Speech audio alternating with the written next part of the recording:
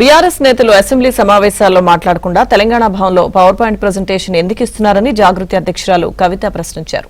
హరీష్ రావు ధనదాహం వల్లే జూరాల నుంచి శ్రీశైలానికి source point మారిందని ఆరోపించారు. కృష్ణా వాటర్ మీద పెద్ద పెద్ద సభలు పెట్టాలనుకుంటున్నారు. చట్టసభలో చెప్పే అవకాశం వచ్చింది, చరిత్రలో నిలిచిపోయేటటువంటి మాటలు చెప్పే అవకాశం వచ్చింది, రికార్డ్స్ ఫ్యూచర్ జనరేషన్ చూసుకునే అవకాశం వచ్చింది. అది కాదని ఆ ఇష్యూ బయట మాట్లాడతామంటే ఇది కరెక్ట్ కాదు, సైంటిటీ అంతకన్నా కాదు.